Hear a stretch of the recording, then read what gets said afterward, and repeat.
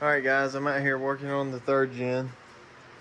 I bought a Hayden 669. I think this one is called. Well, it's not on that box. Hold on. It's either a 669 or a 699. 699 sounds more like it. Yep. 699 Hayden transmission oil cooler. What I plan on doing is isolating the transmission cooler to a single radiator.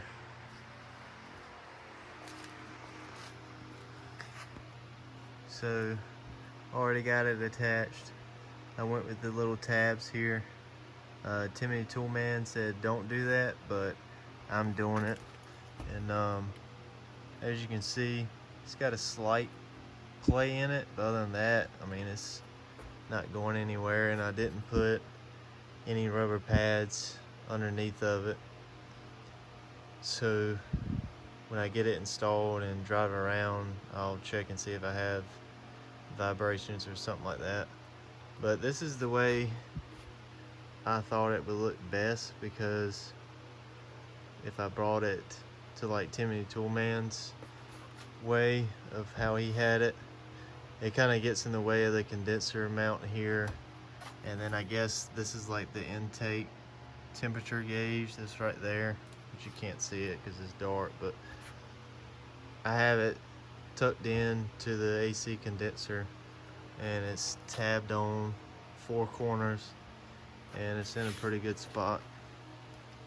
So now all I got to do is tap into the transmission lines and run the feed and the return and cap off the bottom of the radiator, and then that's it basically. And then once I do that, I'm going to check my scan gauge, which is right here. Get a light in here. My scan gauge right there, and I've got my transmission fluid temp on that. And one trick that a lot of people don't know is that with these 4Runners or Tacomas with the 3.4, if you're going up a hill or you're on a highway or you're trying to pass someone, take the overdrive off, and she'll drop down in gear and pass. But what I've noticed is that, which I learned this from Timmy the Toolman, when you take the overdrive off, you'll see the transmission temps start to drop. So I've been working in a town on a house past month, and there's a stoplight at the bottom of a hill, and it's a pretty steep grade. So when that light's red and then it turns green and I got to go, I'll take overdrive off and I'll ride that hill up. And even as I'm climbing, I noticed that I'm passing, or I'm actually getting car lengths ahead of people that's what was behind me. And a lot of people talk about how slow these 4Runners are and stuff, and I don't disagree. Like, they are pretty slow. But I have noticed that when I take the overdrive off, it helps me a whole lot when I'm trying to climb a hill or simply pass someone. You can take overdrive off and pass someone and actually feel the truck move, instead of if you have overdrive on and you just floor it, you'll feel the truck bog and act like it's going nowhere. You'll take that overdrive off and it's a whole different world. Ever since I've figured out that trick, this 4Runner and Tacoma, which I don't have overdrive on that's a manual, I've noticed on the 4Runner that it's a whole different world. And I've had other Tacomas in the past that were automatics with the 3.4, and I never knew that trick, and I'm glad I know it now. But like I said, if you're trying to pass someone, click the little button right here on the side. Let me show you in case if anybody doesn't know what I'm talking about. On the automatics, you have this overdrive switch right here. So you press that and it's gonna pop up This is a 2000 model. It's going to pop up right there in the center, and it will say overdrive off. And you'll feel the difference. I think what it does is it stays in, it won't go past third gear or something like that. So you'll feel the acceleration with it. And then also when you're climbing a hill, it don't even have to be a big hill. You can watch your temperature. I've seen my transmission temp at 190, and then I start climbing a hill, she'll drop down to 180, 170.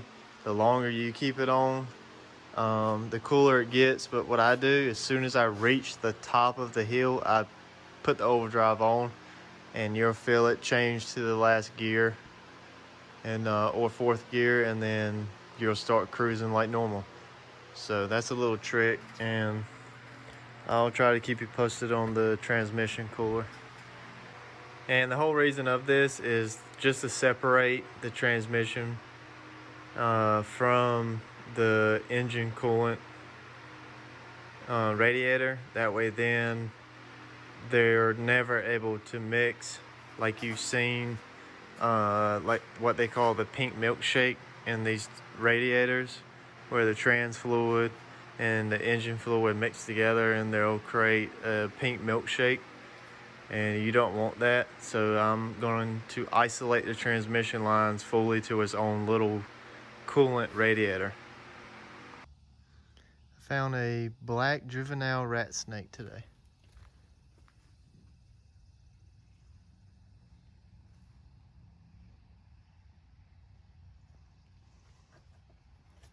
He is beautiful.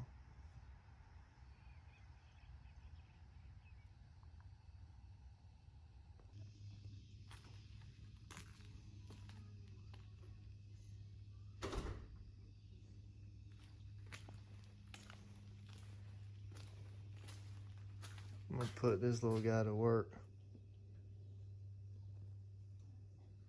He said he likes red. Come on, little dude.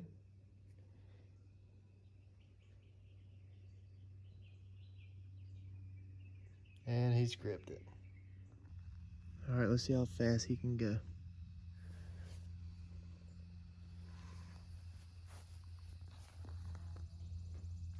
Oh man, he looks so cool. Look at him.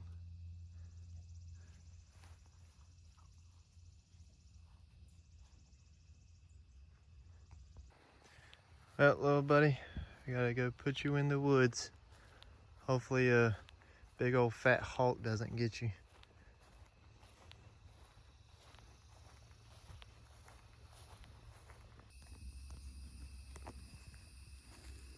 All right, little man, you got to go.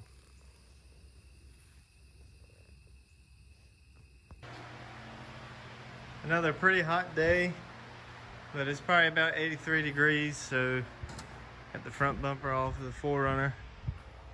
Got my Sherwin-Williams color match 1C0, and I've been laying it down on this front bumper. It's not going to be the best because it's coming out of a rattle can, but this bumper's had it anyways. I think it's going to look pretty good. Well, here's my $50 paint job. I just laid the clear up there. So once this dries, I'll get it back on the 4Runner and then wet sand it and buff it out. That way now I can get rid of some of that orange peel that's in it. But it didn't turn out too bad. I used a rattle can for the base, and then I used some clear that I just had laying around. I think it was Duplicolor, and then I used my Harbor Freight sprayer for the clear, and I got it up there. I didn't really care too much about how the paint job came because, as you know, there was a dent here. I beat that out just a little bit with the hammer. It didn't take a whole lot of time trying to get it back straight. And then there's a dent at the bottom somewhere over here, probably right there. So yeah, I don't think it came out bad. I've already gotten used to how the 4Runner looks with no bumper. So I may just go ahead and buy the trail gear subframe part here and bolt or weld that on, and then just get the winch mount right there. And then I'll probably paint that silver or use what's that paint called? Or I use the Pour 15 silver top coat. I used that for some outer tie rods and it came out really good. So I may do that, I'm not sure. Alright, just left work. I gotta make it to town so I can get some gas. Hopefully I make it. Man, look at that Tacoma. Thing looks good. And then I tinted this Honda truck, 20 on the front too, and a tint strip.